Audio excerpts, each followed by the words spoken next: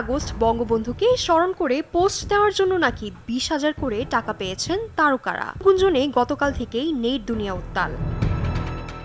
এই গুজব আরও তীব্র হয় একটি কথিত ব্যাংক স্টেটমেন্টের ছবি ভাইরাল হওয়ার পর। ছবিটিতে দেখা যায় নির্মাতা ও অভিনেত্রী মেহের আফরোজ শাওনের ব্যাংক অ্যাকাউন্ট থেকে গত 13 থেকে 14 আগস্টের মধ্যে 9 জন অভিনয় শিল্পীর অ্যাকাউন্টে 20,000 টাকা করে পাঠানো হয়েছে। কেউ কেউ আবার 400 টাকা বেশি পেয়েছেন।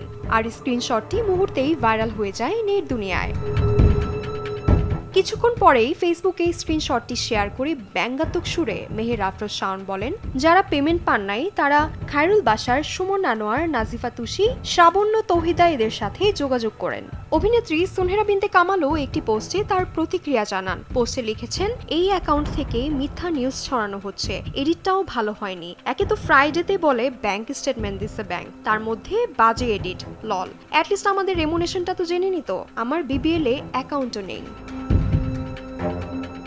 তালিকায় থাকা অভিনেতা খায়রুল বাশার মজা করে সুনেরার পোস্টে মন্তব্য লিখেছেন, মাত্র 20,000 টাকায় নিজেকে বেচে দিলাম, ব্যাংক অ্যাকাউন্ট নেই, পকেটে পয়সা নেই, কিন্তু এত সস্তা হতে পারি না। তবে আমার নামের বানান ভুল হলে খুব খারাপ লাগে। এছাড়াও একে একে টয়া, জাহের আলভি সহ অনেক তারকাই এই পোস্ট নিয়ে নিজেদের প্রতিক্রিয়া জানান।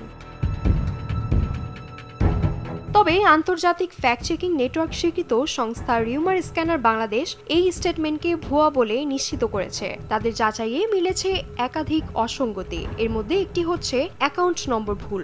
রিউমার স্ক্যানার বলছে স্টেটমেন্টে উল্লিখিত নম্বরটি 13 ডিজিটের হলেও এসসিবির অ্যাকাউন্ট নম্বর হয় 11 ডিজিটের। যাচাই করে এই নম্বরের বিপরীতে কোনো অ্যাকাউন্টের অস্তিত্ব পাওয়া যায়নি। লেনদেনের তথ্যকে অস্বাভাবিক বলছে রিউমার স্ক্যানার। তাদের মতে ভাইরাল হওয়া স্টেটমেন্টের টাকা গ্রহীতার নামে উল্লেখ থাকলেও এসসিবির আসল স্টেটমেন্টে গ্রহীতার নাম বা অ্যাকাউন্ট নম্বর প্রকাশ করা হয় না। ব্যাংক স্টেটমেন্টে ভুল টেমপ্লেট ব্যবহার হয়েছে জানিয়ে বলা হচ্ছে, অনলাইনে সহজলভ্য একটি টেমপ্লেটের উপর এসসিবির লোগো বসিয়ে নকল স্টেটমেন্ট বানানো হয়েছে। এ ধরনের টেমপ্লেট ব্যবহার করে অতীতেও বিভিন্ন ব্যাংকের ভুয়া স্টেটমেন্ট তৈরি করা হয়েছে। রিউমার স্ক্যানারের মূল্যায়নে কথিত এই ব্যাংক স্টেটমেন্টটি সম্পূর্ণ ভুয়া। এটি উদ্দেশ্যমূলকভাবে গুজব ছড়ানোর জন্য তৈরি বলে জানিয়েছেন প্রতিষ্ঠানটি।